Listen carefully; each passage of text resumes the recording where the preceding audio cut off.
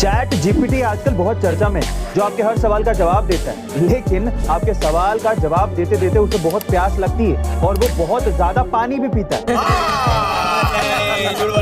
जी हाँ गाइस, मैं मजाक नहीं कर रहा हूँ और ये सच है। आपको लग रहा होगा कि पानी तो इंसान या जानवर पीते हैं। चैट जीपीटी कोई इंसान या जानवर थोड़ी है, वो पानी कैसे पी सकता है? चलिए जानते हैं कि चैट जीपीटी पानी आखिर पीता कैसे। दरअसल चैट जीपीटी आपके क्वेश्चन का जवाब देने से पहले अपने डेटा में उस जवाब को ढूंढता है और उस डेटा को प्रोसेस करने के बाद आपको जवाब देता है।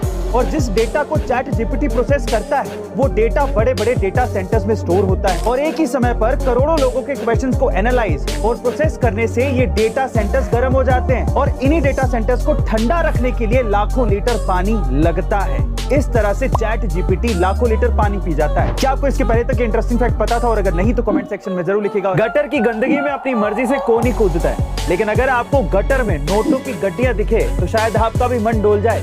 और कुछ ऐसा ही वायरल वीडियो बिहार से सामने आया है। बिहार के सासाराम के मुरादाबाद नहर में जहां पहले से लोग नहा रहे थे, जैसे उन लोगों की नजर नोटों की गड्डियों पर पड़ी, वो लोग बंदरों की तरह कूदते कूदते नालियों में पहुंच गए और पैसों की गड्डियों को नालियों से उठा उठाकर घर ले गए। पैसा ही पैसा होगा। जिसे देखने के बाद वहां खड़े लोगों में भी खलबली मच गई और पैसे जमा करने के लिए कोई घर से थैली लाने लगा तो कोई अपने पेंट को थैला बनाकर पैसों को जमा करने लगा। वैसे गाइस, हमारे देश के इस गांव में इतना दानवीर कौन है ये तो पता नहीं, लेकिन पुलिस इसे अफवाह बता रही है। पर पुलिस बाबू, क्या बिहार के लोग इतने पागल हैं कि नाली के पानी में शौक से कूद जाएंगे? अब सच्चाई क्या ये तो वक्त ही बताएगा, लेकिन आपको अगर वाकई में गटर में इस तरह से नोटों की गड्डियां दिख जाए तो क्या आप कूदोगे या नहीं? कमेंट सेक्शन में जरूर लिखिएगा। इंडिया की सबसे प्रॉफिटेबल कंपनी कौन सी है?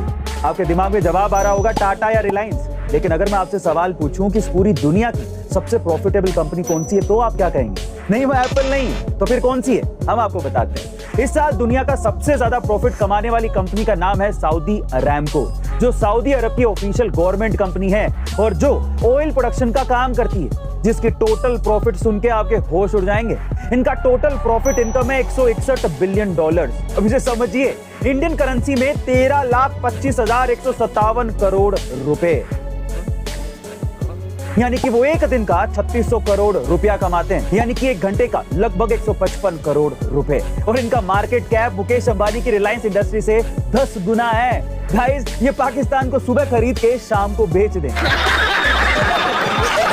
आपको ये जानकारी सुन के कैसा लगा? कमेंट सेक्शन में जरूर लिखिएगा। और बूंद बूंद से सागर भर जाता है, ये तो आपने सुना ही होगा। चलिए आज इसका जीता जागता उदाहरण भी देख लीजिए। दरअसल असम के रहने वाले मोहम्मद शैदुल हक का यह सपना था कि वो अपने लिए एक नई स्कूटी खरीदे, लेकिन आर्थिक स्थिति खराब होने की वजह से उसके पास इतने पैसे नहीं थे कि वो नगद या किश्तों में वो स्कूटी खरीद पाए। इसलिए उसने 5 सालों तक खूब मेहनत की और अपनी कमाई से उन 5 सालों में 90,000 रुपए जोड़े। और आपको ये जानकर हैरानी होगी कि 90,000 रुपए 1-1, 2-2, 5-5 और 10-10 रुपए के सिक्के थे, जिन्हें शैदुल एक बोरी में बांधकर स्कूटी खरीदने के लिए शोरूम ले गया था। हालांकि पहले शोरूम वालों ने शैदुल की ये बात पर विश्वास नहीं किया, लेकिन जब उन्हें हकीकत का पता चला तो 90,000 के सिक्के गिनने में उनके पसीने छूट गए। गाइस, शैदुल ने बड़ी मेहनत और अनोखे अंदाज से उन सिक्कों को इकट्ठा किया था और उसकी इस मेहनत के लिए कमेंट सेक्शन में एक हार्ट तो बनता है। इस देश की लोकल करेंसी का नाम है राम। शायद आप लोग यकीन ना करें, लेकिन ये सच है। और एक राम यूएस में $10 के बराबर है। GCWP यानी कि global country for world peace, जो कि वैदिक सिद्धांतों पे चलती है, इसकी स्थापना महर्षि महेश योगी ने साल 2000 में की थी और अभी इसे famous neuro scientist Tony Nadar lead करते हैं।